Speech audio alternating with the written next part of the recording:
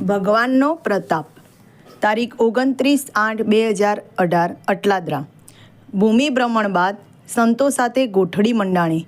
સંતો સ્વામીશ્રીને કહે, આટલી વહેલી સવારે હરિભક્તોની આટલી સંખ્યા થાય, ખરેખર આપનો જ પ્રતાપ કહેવાય. વડોદરાના સંતો કહે, રવિ સભામાં આની ત્રીજા ભાગની સંખ્યાએ થતી નથી. સ્વામીશ્રીએ તરત ઉપર તરફ હાથ લંબાવ્યો કે અમારો નહીં, ભગવાનનો પ્રતાપ છે. બધું થઈ જાય. તારીખ 27/6/2017 એટલાન્ટા. અલ્પાહાર બાદ અત્યારે સ્વામીશ્રીની સેવામાં ડૉક્ટર કશ્યપ જોડાયા છે. તેમની વાત કરતા સંતોએ જણાવ્યું, 1995માં કશ્યપ એન્જિનિયરિંગ કરતો હતો, પણ આપે પત્ર લખ્યો તેમાં લખ્યું હતું અને એ જ પત્ર સ્વામીશ્રીને બતાવવામાં આવ્યો.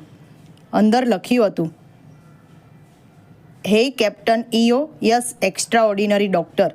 અને તે આશીર્વાદ ખરેખર સાચા પડ્યા. અત્યારે તેઓ સાઉથ કાર્ડિયોલોજિસ્ટના ચેરમેન છે. સેવકે પૂછ્યું, કશ્યપ એન્જિનિયર હતા, તે આપને ખબર હતી, તેમ છતાં ડૉક્ટર કેમ લખ્યું? ભગવાન લખી ગયા.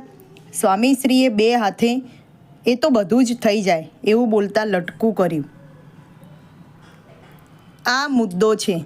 તારીખ 15/2/2018 ઓકલેન્ડ. સવારે આશીર્વાદ પૂર્ણ થયા. હવે વિદાય થવાનું હતું. પ્રવક્તાએ બ્રહ્મસત્રની જાહેરાત કરી.